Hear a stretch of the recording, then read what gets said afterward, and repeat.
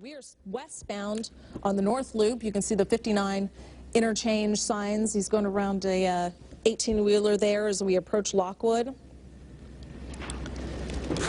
And this driver is keeping right on his way. And we have seen a lot of officers either guarding those feeder lanes, waiting to see if this person's going to turn off. They've thrown out 3 different sets of spike strips to no avail. And they're keeping a fairly safe distance from him as they follow him. You can see that Hirsch Road exit that we just passed right there as he continues westbound. We're approaching Hirsch right now. And you can see they're coming in a little closer. We're almost to the 59 East Tex Freeway, almost to 59 East Tex at that Hirsch exit,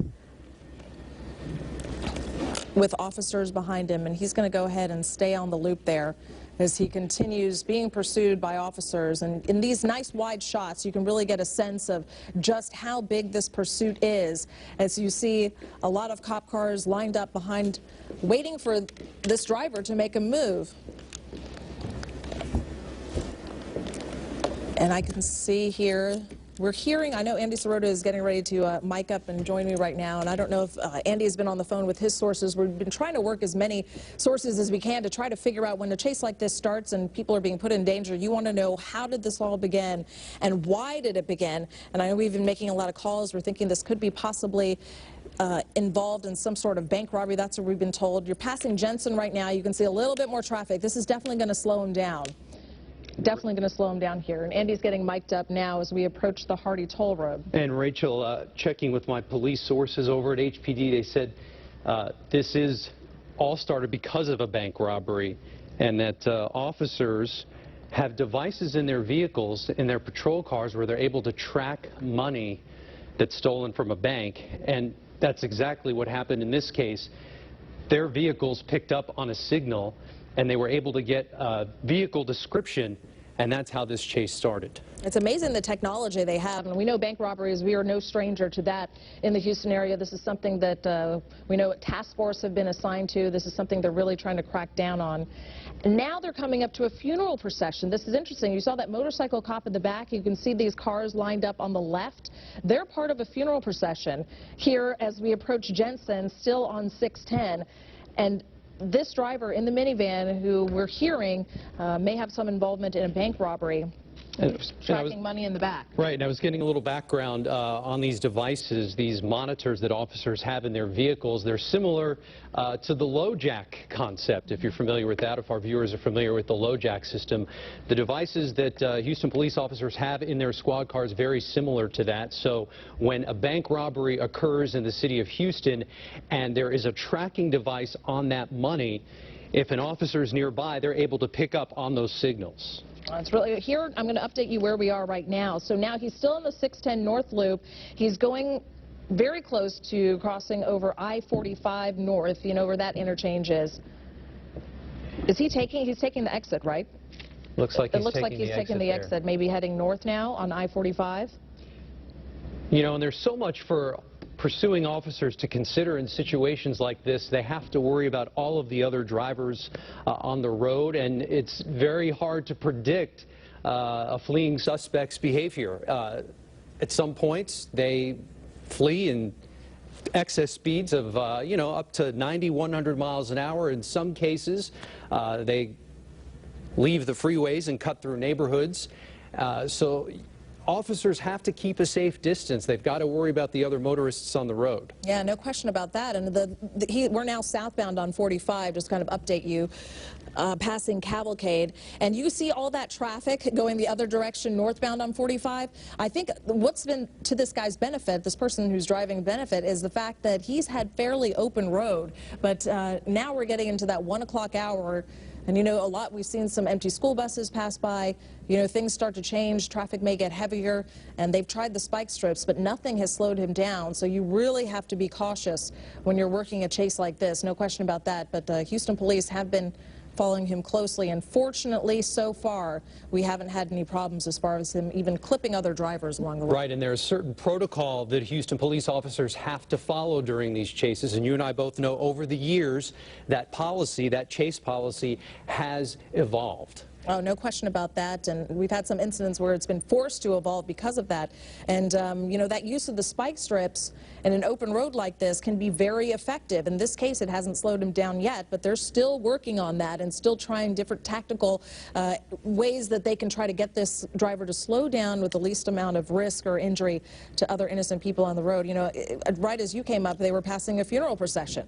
So you just think about that. We're in the North Main area right now, I-45. I know our graphic says northbound. Are we confirming it's northbound? We're still northbound? We're southbound. We're southbound on 45. And it looks like the driver's beginning to speed up there a little bit. It's still unclear at this point if there's anybody else in that vehicle with him.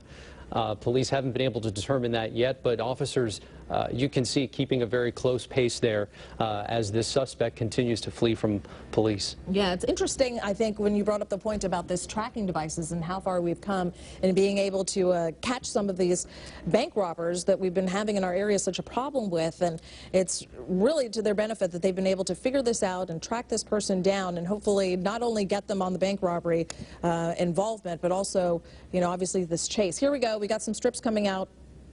And he missed. Yeah, he swerved it. Close call there. But that officer crossed 3 lanes of traffic on foot. Yeah, and it's trying to definitely get all those about out. timing in a situation like that.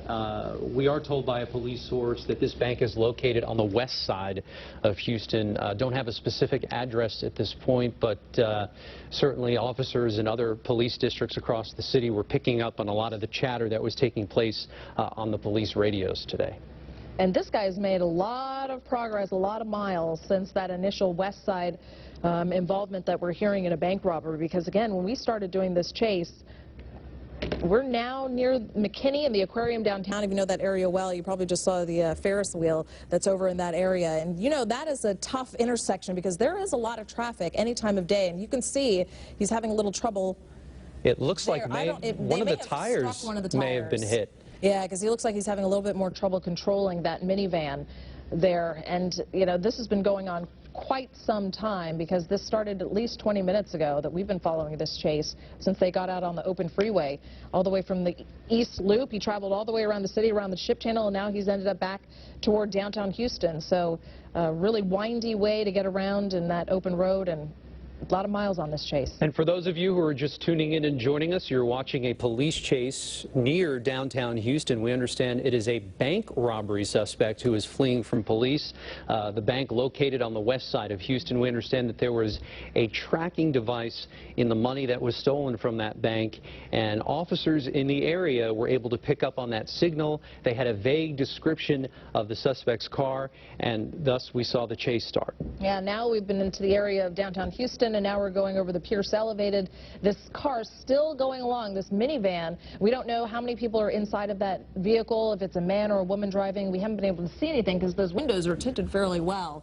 But we know dozens of officers have been following this chase on the ground and in the air. We've seen them all over Houston's freeways, the East Loop, and still have not been able to slow this person And just down. a couple of minutes ago, you saw a police officer, as you said, cross 3 lanes of traffic, threw out some spike strips. It appears that one of the tires on that Vans may have been popped because it looked like the driver was sort of moving around erratically, was losing a little bit control of that minivan, but certainly going at a very high rate of speed. Yeah, no question about that. And here we pick up back some video again live from Sky 2. This is now 45 South, approaching 288. And you can see it almost looks like one of the police officers there, their unit has something hanging from that. I don't know if he actually got caught up in some spike strips there. See that trailing behind there. But they've been going behind him, trying to get these officers to slow him down, again, while trying not to injure anyone. And we're passing 280 again, so we're kind of going full circle in this chase that started about 20 minutes till 1. And here we are at 10 minutes after 1, and this guy's still been going. So a long time for this chase. And officers keeping a good amount of distance from that vehicle, as well as the other drivers. You know, if you're driving along a busy freeway and you look in your rearview mirror and you see police officers in pursuit of somebody, you know, your gut, your instinct tells you, I got to get out of the way. And we've seen that throughout the course of this police pursuit, that a lot of the drivers there have sort of moved over to allow police to continue on to track this suspect. Absolutely, and that's the smart thing to do. I know we have seen some chases where civilians have actually helped box box a suspect in. You definitely don't want to do that when you're in any situation you pass this, and so it's best we're letting the police do their job. They have people on the ground and in the air, and eventually they will find a way to slow these down. It's pretty rare we actually see people get away from these kinds of chases. So again, our sources were telling us that this all started because of a bank robbery. Andy, you told me on the west side. On the west side of Houston.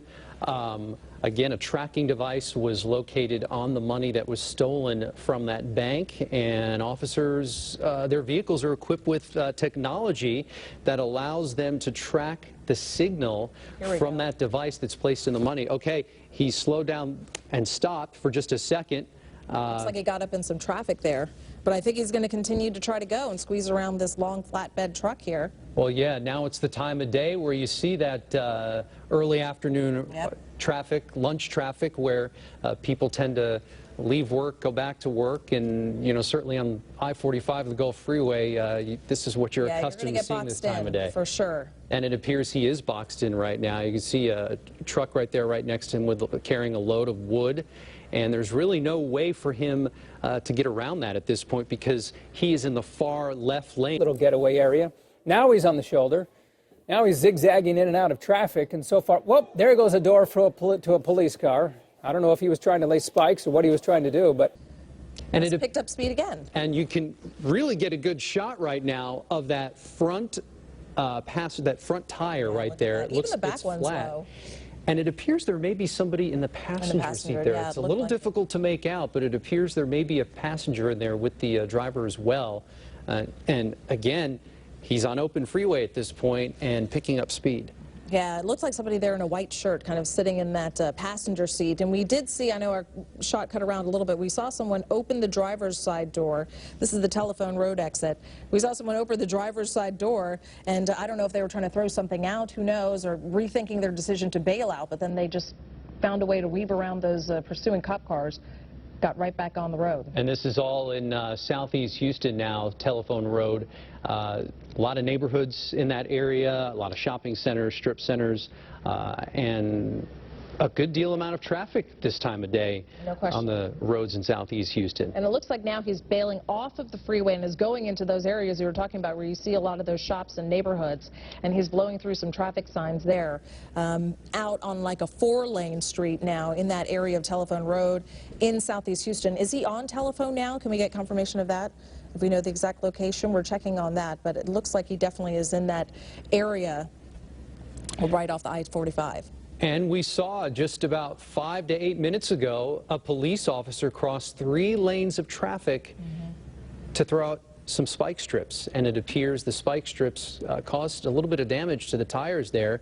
The driver of that SUV just opened the door.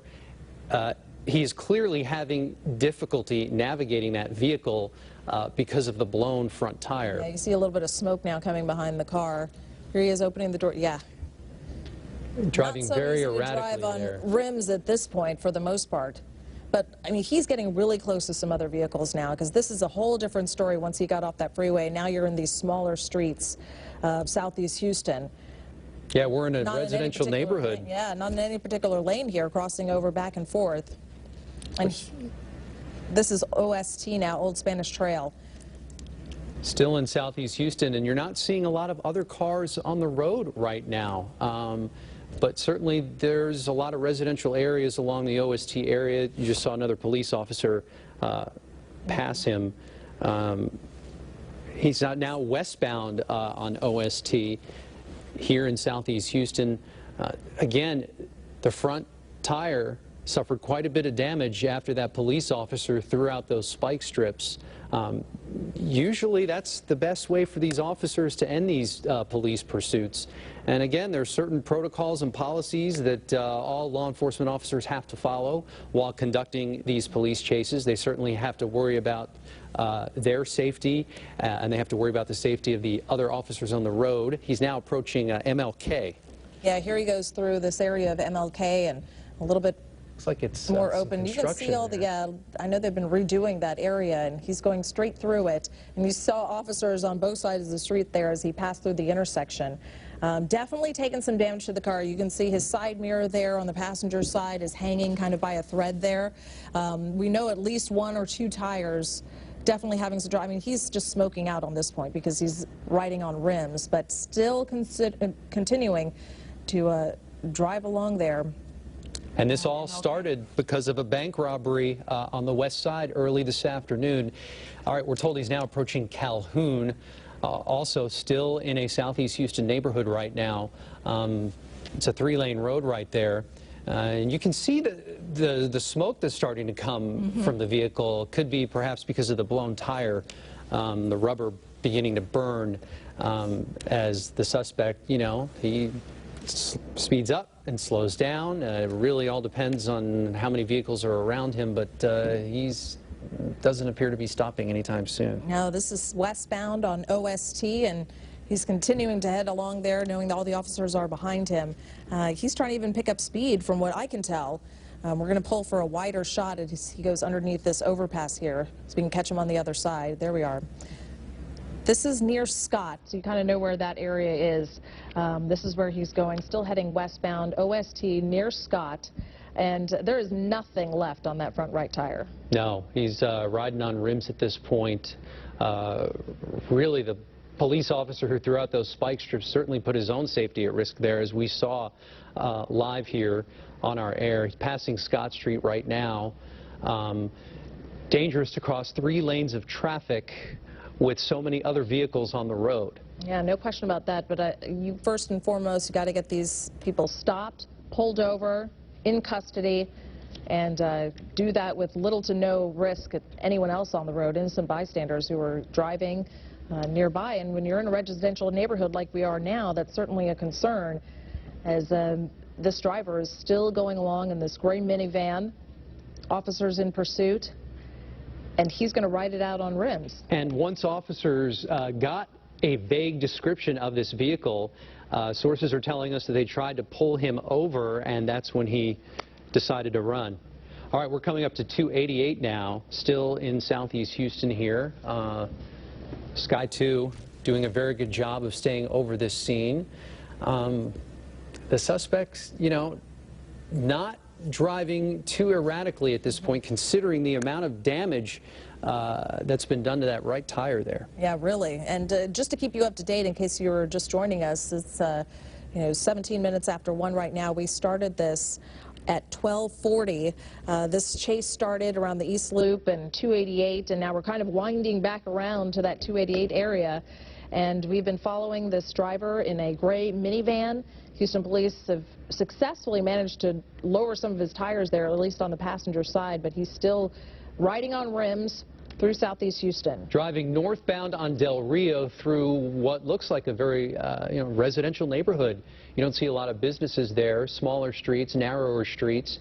The officer keeping a very, very safe but close distance to the minivan as they wind through the southeast Houston neighborhood near 288. And we're still going north on Del Rio. You can see it looking a lot more residential, as you said, a lot more trees as they go past some people's homes. And we have seen the driver open the door a couple times, but we're not sure if he was throwing something out or considering bailing. We're not really sure, but either way, he kept closing it, kept on going. And he slowed down considerably now in this neighborhood, turning off of Del Rio right now as we're watching. This all happening in southeast Houston in a neighborhood near Highway 288. This chase has been going into all areas of this city. We've southeast Houston on the North Freeway near downtown Houston. Look at that tire. That's a great angle on that tire. There's nothing left of it. Yeah. He's driving on a rim right now, and from what we could tell earlier, it looked like that there was somebody in the passenger seat. All right, now on South McGregor Way at this point, coming up on Scott Street. Earlier, again, it looked like there was somebody sitting in that passenger seat, that this fleeing driver may not be alone. Yeah, exactly. We don't know how many people are in that car. You can see both those tires, I think, are down all the way on the passenger side there. And the mirror kind of hanging by a thread there as he continues here coming up on Scott. Looks like he's turning here right now, southbound on Scott, past another police cruiser there at that intersection, and has kept on going and continuing to pick up speed. Throughout this chase, officers on both sides of the freeway, both sides of the highway, on the overpass. We know they're in the air near where Sky 2 is, and this driver has managed to elude police for, let's say, what is that, 40 minutes now at least, since we started this chase at 12:40 this afternoon. And when you saw that police officer about 10 minutes ago throw out those spike strips, it appeared that he missed. But obviously he didn't, because both those tires, as you were pointing out, suffering quite a bit of damage. But all right, he's coming up to Griggs and OST, but still able to keep up a decent amount of speed there, not slowing down too much. No, definitely not. And you can see people in the medians here. As you go through this kind of mixed residential commercial area, you see a lot of people walking out, kind of looking at this. This is a heavily populated area of Southeast Houston. Again, we're saying this is kind of Griggs, OST, that area, if you're familiar with it.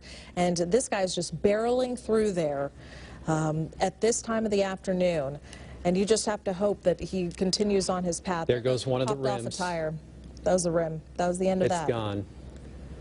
And you know, officers, they have a lot to think about during these police chases. They want to keep a certain amount of distance from the vehicle that they're pursuing, especially in a residential area, because they don't want the fleeing suspect to pick up too much speed. You know, you got to worry about pedestrians. You have to worry about other motorists on the road.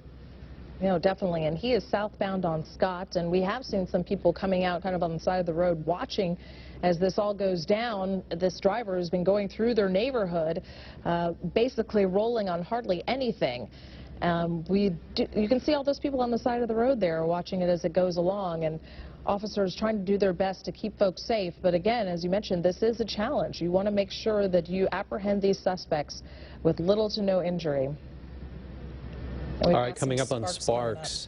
And you can see the minivan bouncing there a little bit because, there we go. Oh, now you're seeing sparks on that rim. He's got nothing left there on that front right rim, and this is certainly going to affect his ability to continue driving. All right, here we go. He's getting ready to bail. You can't drive on this much longer. No. The vehicle coming to a stop right now. Slowing down to a stop. You can see it. Boy, is there it smoking. One, two. One surrendering, the other one's choosing to flee. On foot here, as you can see him crossing over the street. You see he's dressed in a jacket. Looks like he's got some jeans on. Black sneakers. We did see one passenger give up. He's heading into a park area right now. Couldn't read the name of that park. Oh, looks like he's surrendering. He's surrendering. He's got his hands up. So again, this is the end of a chase that started about 12:40 this afternoon. You can see officers, gun drawn, having him down to the ground as they get him and cuff him. And the suspect not putting up much of a fight here. After a 40-minute chase. He's on the ground. See, one officer may have twisted his ankle there trying to get this guy down to the ground, but he gave up fairly easily after this long pursuit. And you can just see the amount of officers descending. You got about at least half dozen police officers there in the scene right now. The suspect has been subdued. You watched just moments ago. He bailed out of the minivan, ran for a short distance, and then put his hands up as if to surrender, and then dropped to his knees, and then dropped to the ground. And that's when officers were able to actually cuff him and take him into custody. So this chase came to an end at OST and Yellowstone. This is it looks like a park area over there, and you can just imagine the layer of blue officers that stopped this guy in his tracks, and he decided, hey, it's not worth it. I'm not getting anywhere on this. And just to recap how this all started, on the west side of Houston, a bank robbery took place this afternoon. There was some sort of a tracking device on the money that was taken from that bank, and police officers in the area were able to pick up a signal from that stolen money. They had a vague description of the vehicle that the suspect was in. They initiated a traffic stop, And that, we are told by police sources, is when the driver decided to flee. And as you saw, that driver was not alone. There was somebody in the passenger seat. Inside that they got custody of as well. And we now know the name of the bank where this all started. This was the Trustmark Bank on the Katy Freeway. So that's where we're told that this bank robbery initially happened. And then along the way, there was this attempt to try to pull this suspect car over thanks to that tracking device that was on the money taken from that bank.